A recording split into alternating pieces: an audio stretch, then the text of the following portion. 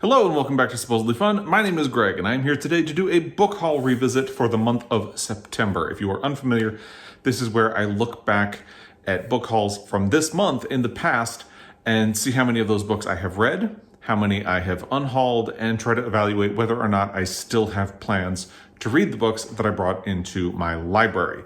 I will not be spending a lot of time talking about the plots of these books. If you would like that information, I will link all of the original book haul videos down below. In those videos, I go into what these books are about at length, read the opening sentences of them. It's fun. So you can check that out down below. In this video, we have 3 Septembers to look at: 2021, 2020, and 2019. We're going to go through them, starting with the most recent 2021, and then we'll go back in time. I will say I decided a couple of book haul revisits ago to remove Sue Grafton books from my book haul revisits because I purchased them just to rebuild my collection. So it doesn't really make sense to revisit them. And I am slowly working my way through rereading them. So it's its own thing, doesn't need to be in the book haul revisits. And the book haul revisit for last year is interesting because most of the items on it came from the independent bookstore tour that my husband Joel and I did last year when we were in Colorado. We went to visit a bunch of different independent bookstores.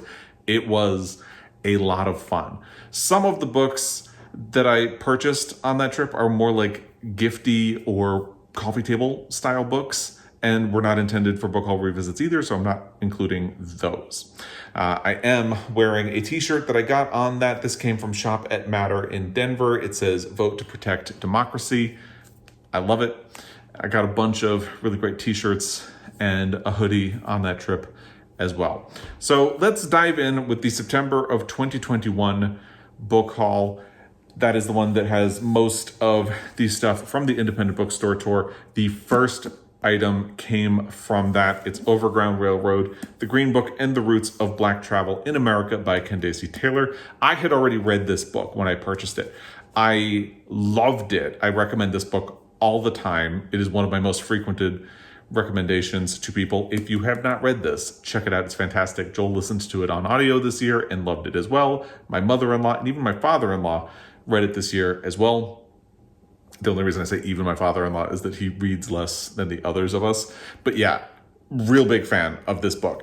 And after I read it, I really wanted to have a copy of the book. I do have this thing where sometimes if I get a book from the library or read it without paying for it, and I really like the book, I want to support it. So there's that on the one level. But on the other hand, I knew that there was a lot of really great supplemental material and that the book was put together really well. So I wanted to have a copy. And I'm probably going to spend the most time talking about this one. But I'm going to take the jacket off for a second because that's what it looks like without the jacket.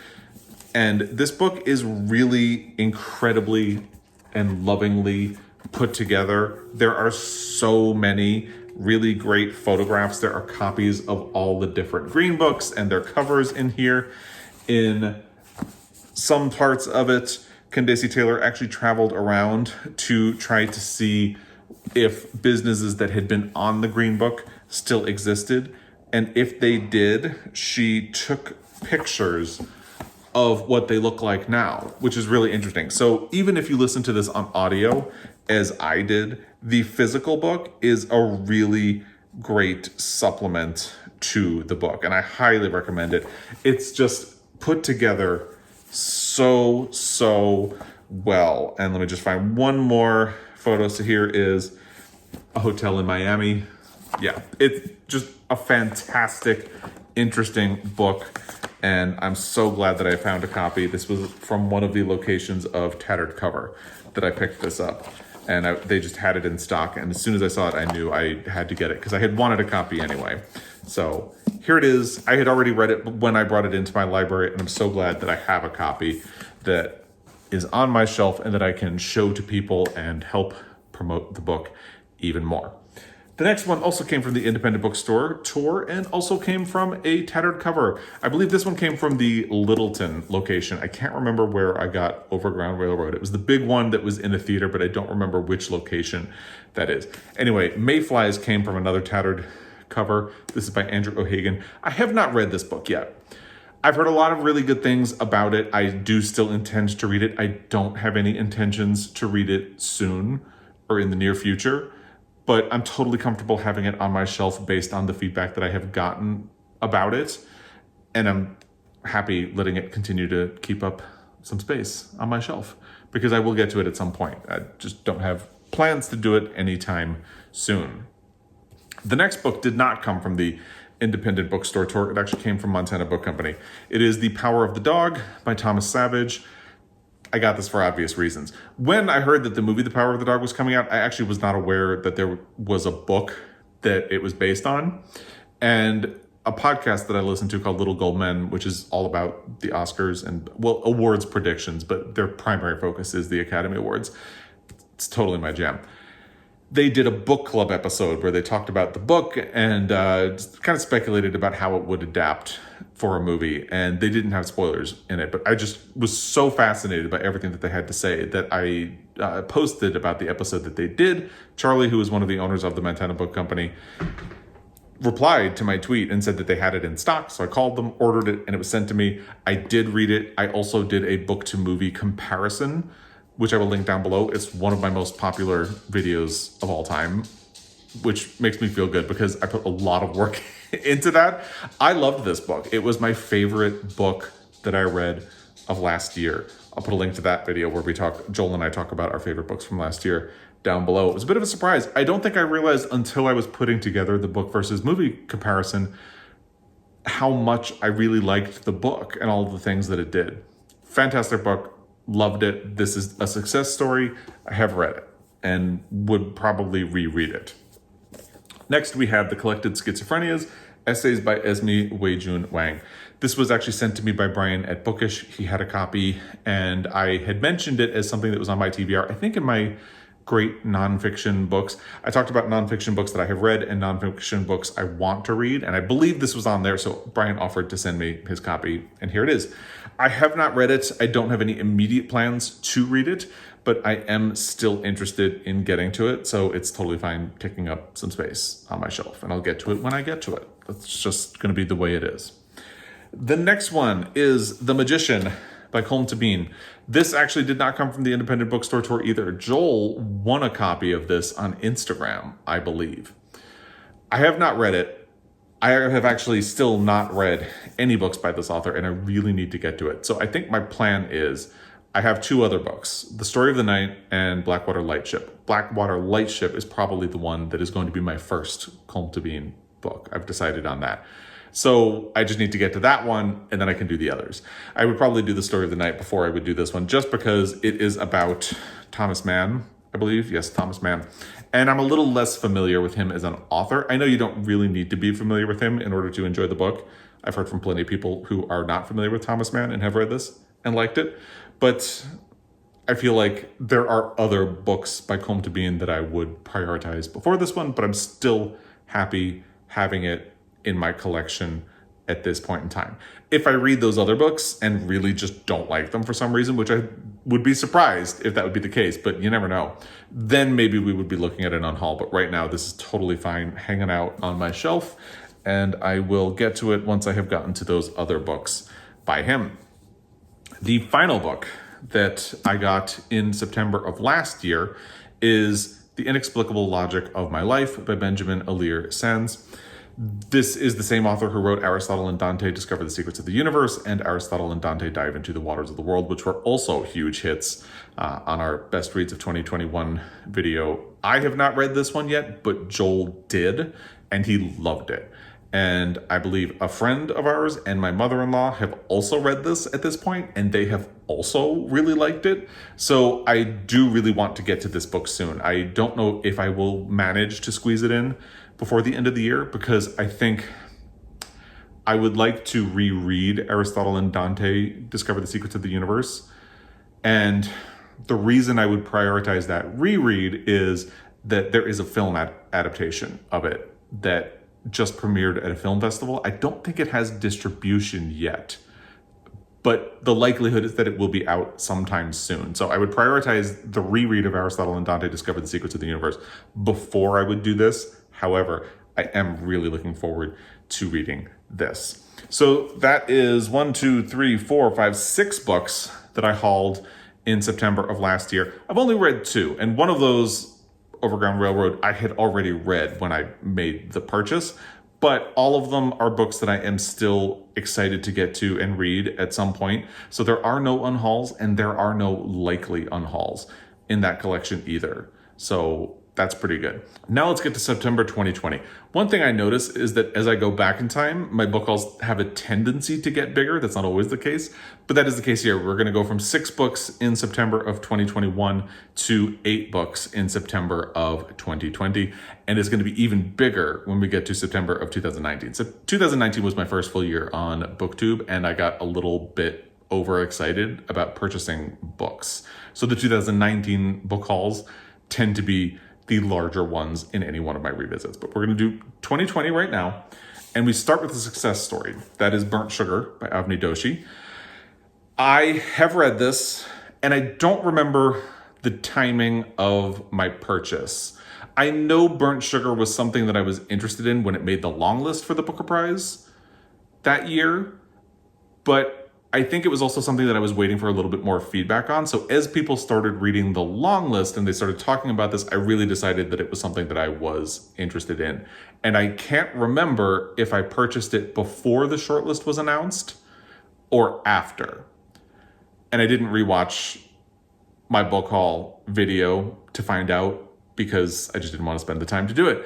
So it came from the Booker long list. That's where ultimately, or the Booker shortlist, it came from the Booker Prize, I should say. That's where I got this on my reading list. That's why I purchased it. And that is ultimately why I read it. I believe I read it after the Booker was announced and it did not win. I really liked this book. It was good. It's a little bit brutal, lots of trigger warnings. It is about a difficult relationship between a mother and a daughter that is frequently tipped into abuse. And I described it as sort of like a poison pill, but it's a beautiful book and I'm glad I read it. And it also has a really beautiful cover. So that is another success story.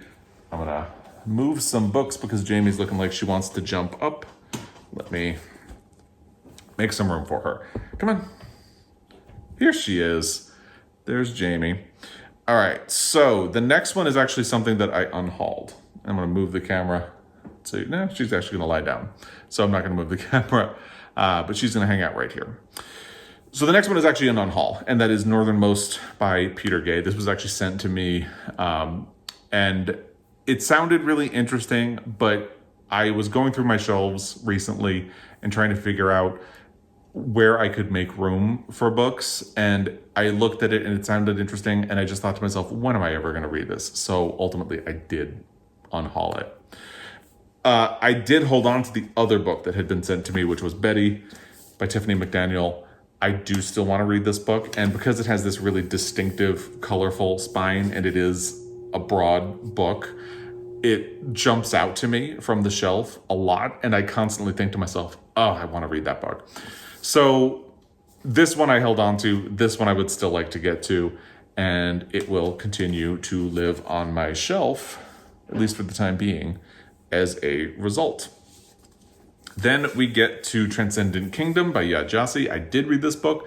This was, I think, my first buddy read with Erica from The Broken Spine, and it was a great experience. We have done other buddy reads since. And I loved this book, and I know she loved this book. I know a lot of people have read this and not enjoyed it, but I loved it. I thought it was fantastic.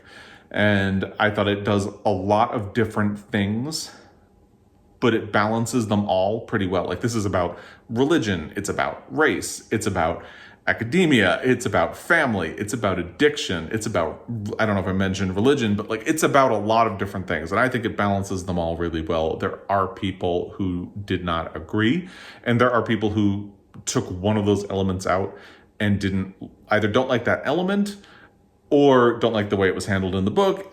I think it's fantastic. I read it, I loved it, and I know Erica read it and loved it as well. So I would recommend it, but other people might not.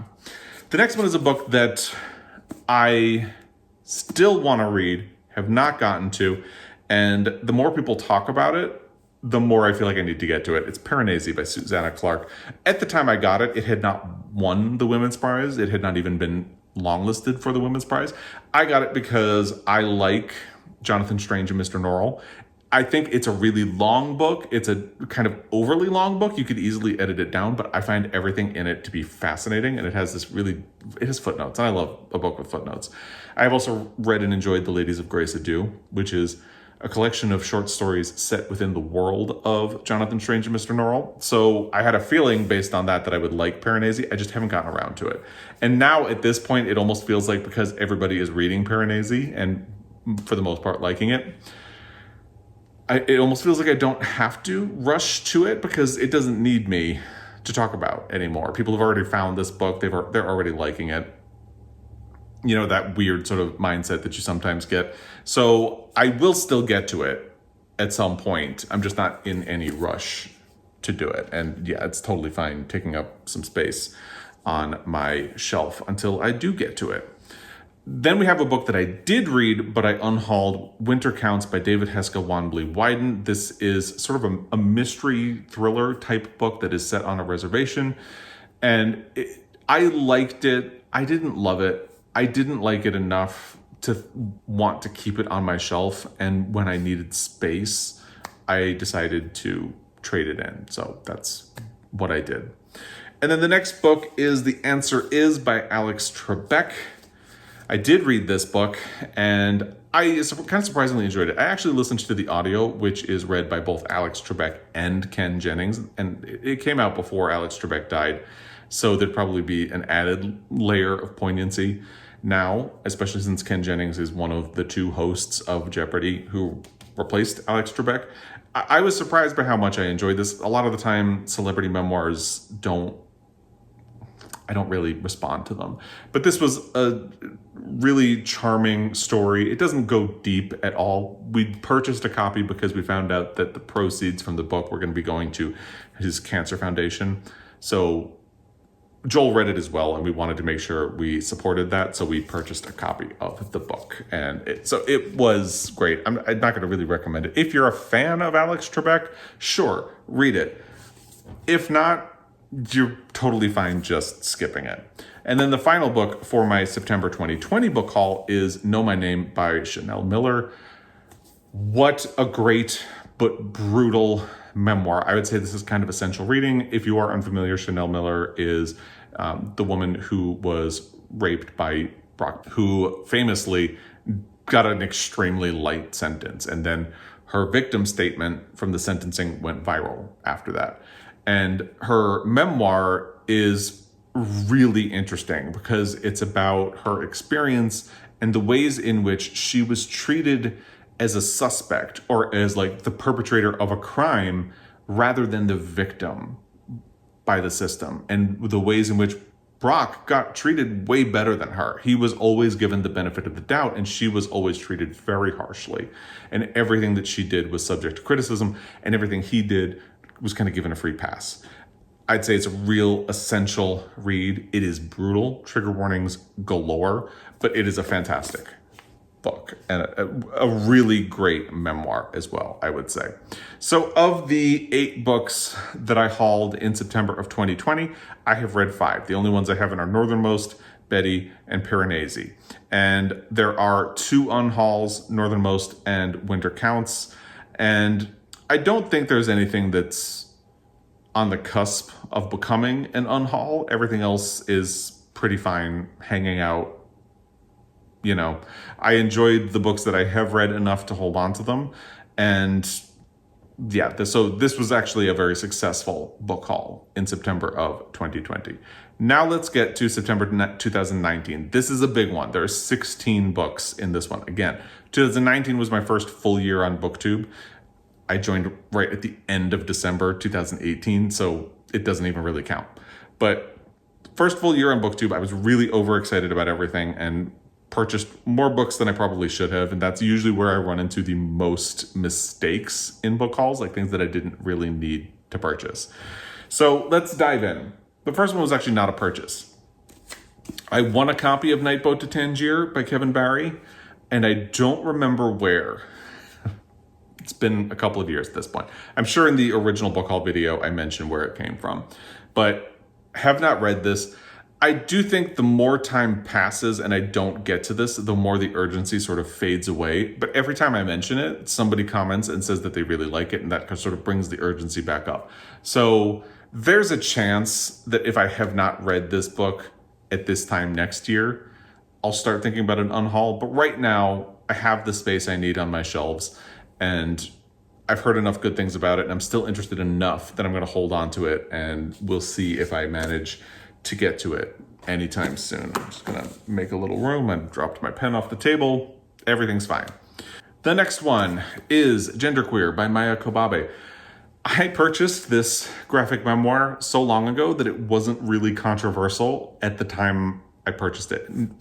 Fast forward to today, it is one of the most banned or challenged books in the country, and this book haul revisit is particularly well timed because I believe September 18th starts Banned Books Week. So I would encourage you to read this book if you have not already. A lot of the sturm and drang around the book is kind of nonsense because ultimately this is just a book about the struggle to define yourself when the terms to define yourself didn't really exist, and how a lot of the time gender identity is seen as like one thing or the other, but sometimes somebody falls in between, and how difficult it can be to reconcile who you are when you feel like you should be at either end of the spectrum, but you're not.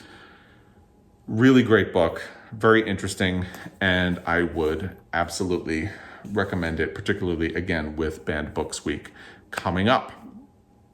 The next one is another success story. It's My Father and Myself by J.R. Ackerley. I did this as a buddy read with Sean the Book Maniac, who is actually the person who had, I can't remember if he recommended it to me in the first place or if I just saw him talking about it. So J.R. Ackerley was a writer, and I mistakenly thought when I first heard about it that, so his father dies and he discovers secrets about his father's life while settling his estate. I thought that included his father secretly being gay. That is not necessarily the case. But J.R. Ackerley was gay. So it's a really interesting story because it's about a man being gay in the early 1900s, at a time when it was not common to be out at all. But it's also very heavily about his sort of complicated relationship with his father. I am someone who has a complicated relationship with his father, so I deeply appreciated that. There are things about the book that I didn't love, and one of them is the way the book concludes, but I did find this to be a really interesting book, and it was a great buddy read with Sean, so that was a success story as well. Now we get to an unhaul. It's The Friend by Sigrid Nunez. So I was in a bookstore, and the employee and I were talking about books, and she told me that she loved The Friend, and I said, I don't know if I can do that because I hear that something happens to the dog, and I can't emotionally handle it when something happens to a dog. And she's like, no, it's done in a really great way. You should buy it. So I did buy it, but what I found over time is that I really resisted the idea of reading the book, no matter how many times people told me, oh, no, it's a really great book, because of the dog angle. And ultimately, I think it was around this time last year, I decided, you know what, I'm never going to do it. Because, of course, this time last year, my dog Guinness was diagnosed with a brain tumor, and now I have an even harsher reaction to something happening to a dog in a book. So I'm glad I unhauled it. I'm sure it's a great book. I hear a lot of really great things about it, but I also know that it would not be something that I could consume mentally and emotionally, at least for the time being. Maybe someday, not right now. And because of that, it didn't really make sense to keep it on my shelf. So I let it go. It is what it is. The next one is Blacklight by Kimberly King Parsons, which I did read. That's actually a buddy read that I did with Simon Savage. And I thought the book was okay. I didn't love it. It kind of had tones of Ottessa Moshfegh, who is an author that I really don't respond to. If you like her, you might like this. It's not a one-to-one comparison at all. They're just kind of shades of her style in here. And it reminded me of that. So I thought it was a good collection. I think it had been longlisted for the National Book Award, and that's what kind of brought it to my attention. But I didn't feel any need to keep it, and I certainly wasn't going to revisit it, so I decided to let it go, and it is what it is. Then we get to another unhaul. It's The Buddha in the Attic by Julie Otsuka. I actually ended up listening to this on audio, I think the same year that I purchased the book, and I liked it, but I didn't love it. So again, didn't really see the point in keeping it on my shelf when I probably wasn't going to revisit it. I am interested in reading other books by Julie Otsuka. She released a new one this year that sounds like it would be a beautiful but also sad story. So not closed off to the idea of reading her books. I liked it, just didn't love it, and I did it for the space more than anything. Then there is Pigs in Heaven by Barbara Kingsolver. This is sort of like a sequel to Animal Dreams, I think. So it has a character, it's The Bean Trees, actually. The Bean Trees is the book that it is a sort of sequel to. So the character in that book, it's a continuation of her story, and I liked The Bean Trees. I don't remember too much about it, so I feel like before I read this, I'm going to have to revisit The Bean Trees. And I'm a fan of Barbara Kingsolver books. If you have not read The Poisonwood Bible, please do yourself a favor. This copy of it was at my library. They sell used books, so this was $1. So I picked it up. So for the fact that I like Barbara Kingsolver, I like The Bean Trees, this is a continuation of that. Even though I don't have any plans to get to this anytime soon, I'm totally fine letting it sit on my shelf because at some point I'll get to it. And I do sort of like older editions of books sometimes, and this has that sort of dated look to it that I enjoy a little bit.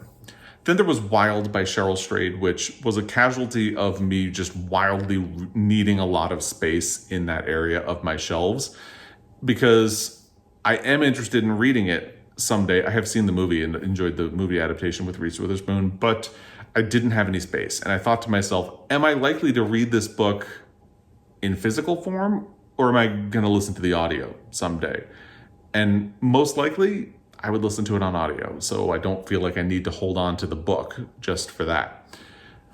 It is what it is. And I feel like that's kind of where I'm at with nonfiction a lot of the time anymore. There's a higher bar for me to purchase a nonfiction book because I feel like I'm just so much more likely to listen to it on audio than I am to read it. I feel like it's an easier audio experience a lot of the time, although I do novels on audio all the time. I'm listening to a fiction book on audio right now. So, and then there's another unhaul for the same reason, Dead Wake by Eric Larson. I needed space, and I just thought to myself, am I likely to read this in physical form or on audio? The answer is audio, so I got rid of it. Then we get to Franny the Queen of Provincetown by John Preston. I discovered in 2019 the Little Sisters Classics, which were put out by Arsenal Pulp Press. Their mission was to find LGBTQ plus books that are in danger of being forgotten, but were either popular at a certain time or are worth continuing to keep in the canon, if you enjoy that word. This is one of those. They have really great supplemental material in all of them. So I purchased a bunch of them through 2019. The next one I talk about is actually going to be from the same series. This is one of them. And I've constantly thought to myself that I should read it because it's so small. I just haven't gotten around to it, but I will. And it's fine living on my shelf. One, because I love that mission of rediscovering classics that are LGBTQ plus, and two, because it does sound really interesting. So the next one is Finisterre by Fritz Peters. Again, same collection, same thing drew me to purchase it, and this for the same reason I'm totally fine having it on my shelf. I admit I have been less drawn to this one than I have the other books in this series that I have, but again, totally fine having it. I love these sort of pulp inspired book covers, and yeah. So it'll be totally fine hanging out on my shelf until I get to it. Next is sort of an exception to my nonfiction audio rule. It's Down and Dirty Pictures by Peter Biskind. This is Miramax, Sundance, and the Rise of Independent Film. I have a passion for the Academy Awards, and as such, I have a passion for film history. This talks about the rise of Miramax and how it changed Hollywood. Obviously, there's a lot of modern context we can bring to this book because of what ultimately happened to Miramax and the Weinsteins.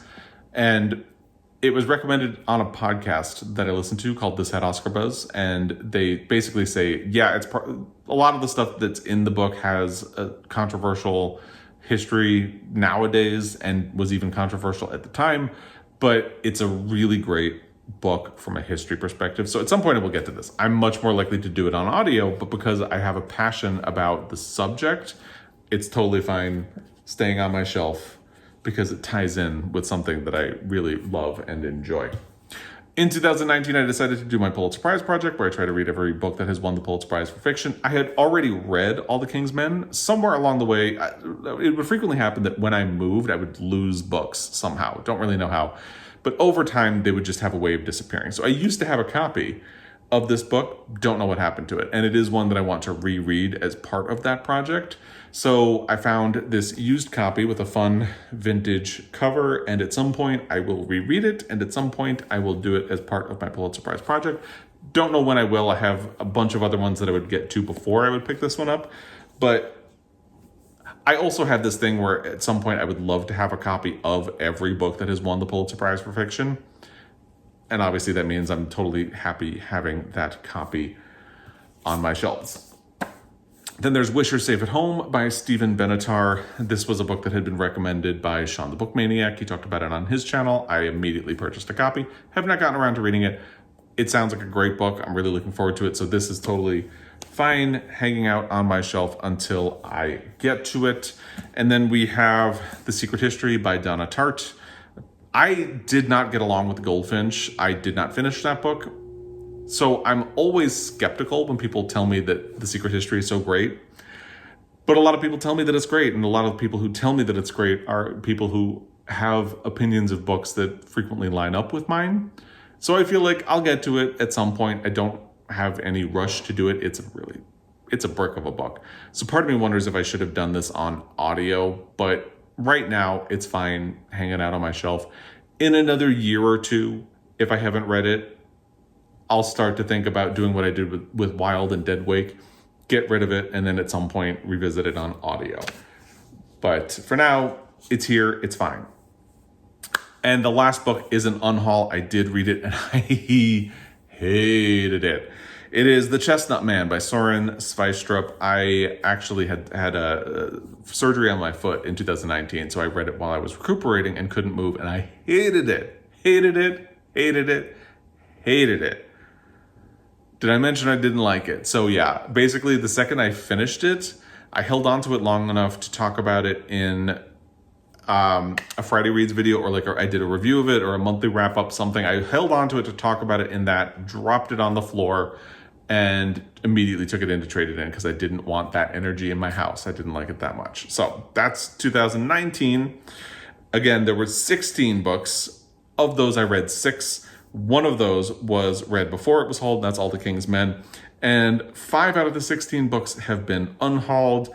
2 of them were after I read them because either I didn't like them, The Chestnut Man, or didn't like them enough to hold on to them, Blacklight by Kimberly King Parsons. I did not do the math to do the overall results in advance, so I'm gonna edit out me doing the math to figure out what my overall total is. Bear with me. So doing some quick math, it looks like overall in the last 3 Septembers, I brought 30 books into my library.